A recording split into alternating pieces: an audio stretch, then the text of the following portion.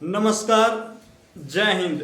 आज हम इस वीडियो में सितंबर मंथ का करंट अफेयर पढ़ने की कोशिश करेंगे। वीडियो काफ़ी इम्पोर्टेंट है तो ज़्यादा से ज़्यादा शेयर करने की कोशिश करें। तो जो हमारा सितंबर मंथ का करंट अफेयर का जो पहला क्वेश्चन है वो क्वेश्चन ये है कि हरियाणा में किस जगह सबसे बड़ा जंगल सफारी बनने जा रहा है। मतलब जिस बंदे को जंगल की सैर करनी हो यानी कि जंगल सफारी करना है तो अब हरियाणा वाले भी उस चीज से वंचित नहीं रहेंगे, क्योंकि हरियाणा में सबसे बड़ा जंगल सफारी पार्क बनने जा रहा है। तो ये कहाँ पे बनेगा भाई? ये बनेगा गुरुग्राम में, यानी कि हरियाणा के गुरुग्राम में सबसे बड़ा जंगल सफारी पार्क बनने जा रहा है। और इसकी घोषणा हरियाणा के मुख्यमंत्री मनोहर लाल खट्टर ने दुबई में की है भाई। तो अगला क्वेश्चन क्या है भाई? जो अगला क्वेश्चन ये है, जो ग्लोबल इनोवेशन इंडेक्स है उसकी सूची जारी की गई है, उसकी सूची में भारत का कौन सा रैंक है? यानी कि जो ग्लोबल इनोवेशन इंडेक्स है इसका जारी किया गया है और इसमें जो भारत का रैंक है इस बार 40वां रैंक भारत का है। और यदि मैं पिछले साल की बात करूं तो पिछले साल भारत का रैंक 41वां था, इस बार ये 40वां रैंक है। और जो ग्लोबल इनोवेशन इंडेक्स की सूची जो जारी करता है वो सूची कौन जारी करता है? जो विश्व बौद्धिक संपदा संस्था है वो इसके द्वारा जारी की जाती है। यानी कि ग्लोबल इनोवेशन इंडेक्स है, इसको जारी कौन करता है? यानी कि विश्व बौद्धिक संपदा संस्था इसको जारी करने का काम करती है। और इस बार भारत का नंबर 40वां रहा है। इससे पहले यानी कि जो 2021 की मैं बात करूं तो उसमें भारत का नंबर 41 था भाई। तो अगला क्वेश्चन क्या है भाई? अगला क्वेश्चन क्या है भाई? देश का वह कौन सी ग्राम पंचायत है जो पूर्ण रूप से डिजिटल बन चुकी है? या फिर आपसे ऐसे पूछ सकता है, मतलब देश की वह कौन सी पंचायत है जो पूर्ण रूप से क्या है? डिजिटल है। मतलब उसमें हर चीज क्या है? डिजिटल। पूर्ण रूप से डिजिटल पंचायत कौन सी है, गांव कौन सा है, ये पूछ सकता है। तो ये जो पूर्ण रूप से जो डिजिटल गांव है ये केरल के पुल्लमपारा, कौन सी जगह है? पुल्लमपारा, यानी कि पुल्लमपारा केरल की एक जगह है, ठीक है ना। ये जो ग्राम पंचायत है पूर्ण रूप से डिजिटल बन गई है और इसकी घोषणा केरल के मुख्यमंत्री ने की है। यानी कि पुल्लमपारा यानी कि केरल का एक ऐसा ग्राम पंचायत है, गांव है जो पूर्ण रूप से डिजिटल हो चुका है भाई। इसकी घोषणा केरल के मुख्यमंत्री ने की है भाई। और जो अगला क्वेश्चन क्या है भाई? अगला क्वेश्चन ये है भाई करंट अफेयर का, जो 68वें यानी कि 68वें राष्ट्रीय फिल्म फेयर यानी कि राष्ट्रीय फिल्म फेयर जो सम्मान है, इसका सम्मान है या फिर कह लो पुरस्कार है, इसको देने की जो इसके विजेता था उसको देने का कष्ट किसने किया है कि इन पुरस्कारों को देने का किसने किया? तो वो किया भारत के राष्ट्रपति द्रौपदी मुर्मू ने, यानी कि द्रौपदी मुर्मू, ठीक है ना। जो द्रौपदी मुर्मू है उसने 68वें राष्ट्रीय फिल्म फेयर पुरस्कार थे, जिन जिन व्यक्तियों के मिलने थे उनको देने का काम किया है, ठीक है ना। और 68वें राष्ट्रीय फिल्म फेयर पुरस्कार में जो हरियाणा की जो सबसे बेस्ट मूवी का अवार्ड किसको मिला है? वो मिला दादा लक्ष्मी चंद, यानी कि दादा लक्ष्मी चंद। जो दादा लक्ष्मी चंद के ऊपर या फिर कह लो दादा लक्ष्मी चंद की बायोपिक बनी है उसके ऊपर एक मूवी बनी है, तो उसको बेस्ट हरियाणवी फिल्म का अवार्ड देने की घोषणा की है। और जितने भी विजेता थे उनको सम्मानित करने के लिए खुद भारत की राष्ट्रपति द्रौपदी मुर्मू ने ये पुरस्कार अपने हाथों से दिए हैं। तो ऐसा पूछ सकता है भाई 68वें राष्ट्रीय फिल्म फेयर पुरस्कार देने का कष्ट किसने किया? या फिर ऐसा पूछ सकता है भाई 68वें राष्ट्रीय फिल्म फेयर पुरस्कार में विजेताओं का सम्मान किसने किया? भारत की राष्ट्रपति द्रौपदी मुर्मू को। और 68वें राष्ट्रीय फिल्म फेयर पुरस्कार में हरियाणा के सबसे बेस्ट हरियाणवी फिल्म का अवार्ड किसने मिला? तो हरियाणा की सबसे बेस्ट हरियाणवी फिल्म का अवार्ड मिला है, वो मिला दादा लक्ष्मी चंद मूवी को भाई, ठीक है। और इसके डायरेक्टर कौन थे? इसके डायरेक्टर यशपाल शर्मा थे। यशपाल शर्मा ने यह पुरस्कार राष्ट्रपति द्रौपदी मुर्मू से प्राप्त करने का काम किया है भाई।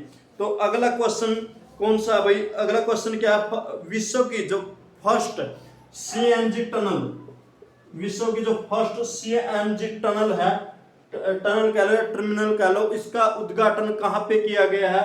इसका उद्घाटन भारत के प्रधानमंत्री मोदी द्वारा गुजरात में इसका उद्घाटन किया गया है। गुजरात में इसका उद्घाटन किया गया है, यानी कि गुजरात में विश्व की पहली सीएनजी टर्मिनल बनाने का काम किया जाएगा और इसकी घोषणा, इसका उद्घाटन भारत के यशस्वी प्रधानमंत्री नरेंद्र दामोदर दास मोदी ने करने का काम किया है भाई।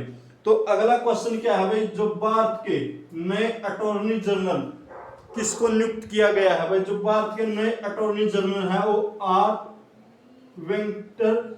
वेंकटर रमन को करने का काम किया गया है, ठीक है ना। आर वेंकटर रमन है, ये भारत के नए अटॉर्नी जनरल हो गए। अटॉर्नी जनरल को हिंदी में क्या बोला जाता है?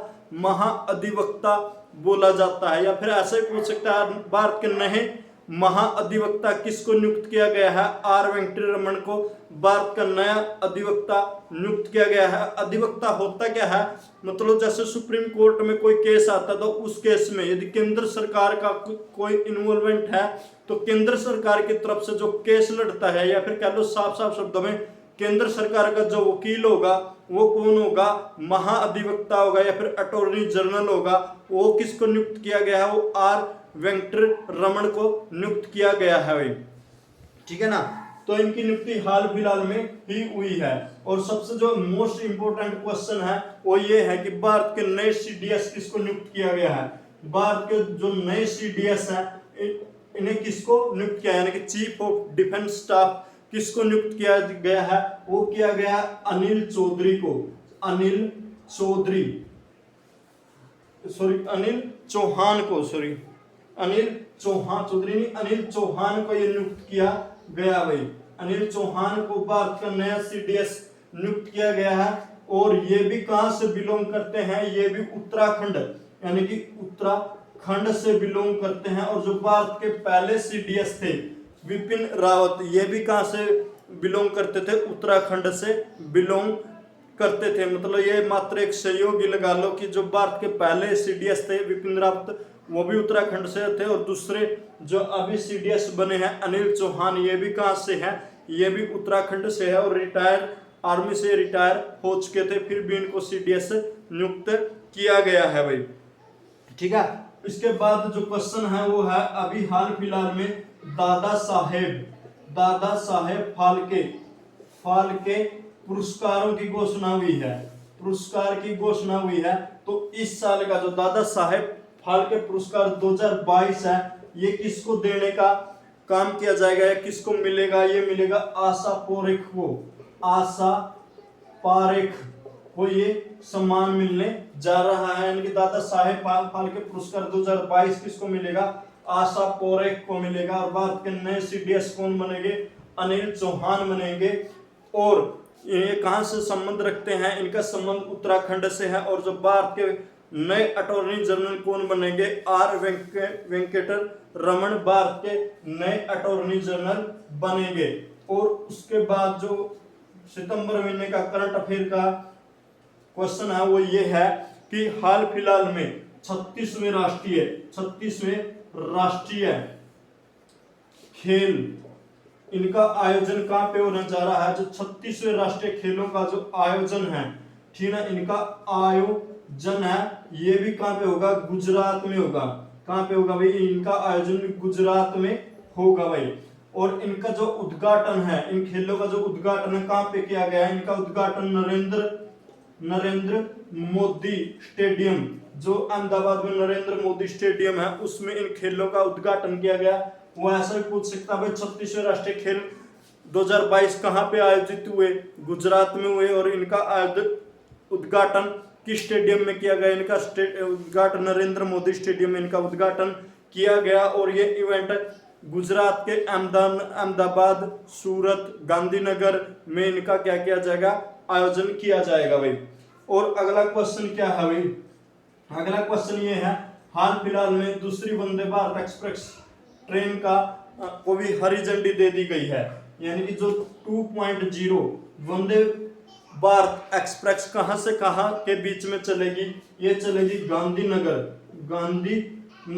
जो गुजरात की राजधानी है गांधीनगर, उससे मुंबई के बीच में ये ट्रेन चलेगी भाई। जो मुंबई और गांधीनगर के बीच में जो क्या चलेगी भाई, ट्रेन चलेगी, जिसका नाम क्या है, वंदे भारत ट्रेन है। और इसका उद्घाटन या फिर इसको हरी झंडी देने का काम किसने किया है, भारत के प्रधानमंत्री नरेंद्र मोदी ने गांधीनगर स्टेशन से वंदे भारत एक्सप्रेस 2.0 को हरी झंडी देने का काम किया है। यानी कि अब गांधीनगर, गुजरात की राजधानी गांधीनगर से मुंबई के बीच में क्या चलेगी, वंदे भारत ट्रेन चलेगी। और जो ये वंदे भारत ट्रेन है ये सेमी स्पीड ट्रेन है, यानी कि इसको क्या लगेगा, बुल ट्रेन की तरह एक ट्रेन है जिसको सेमी स्पीड एक्सप्रेस ट्रेन का नाम से जाना जाता है भाई। तो ये क्या था, मोस्टली इंपॉर्टेंट क्वेश्चन थे सितंबर महीने के करंट अफेयर के। यदि आपको वीडियो अच्छा लगा हो तो ज़्यादा से ज़्यादा शेयर करने की कोशिश करें और हमारे यूट्यूब चैनल जीके बाय पीके को सब्सक्राइब करें। तो मिलते हैं अगली वीडियो में एक नए टॉपिक के साथ, तब तक जय हिंद जय भारत, धन्यवाद दोस्तों।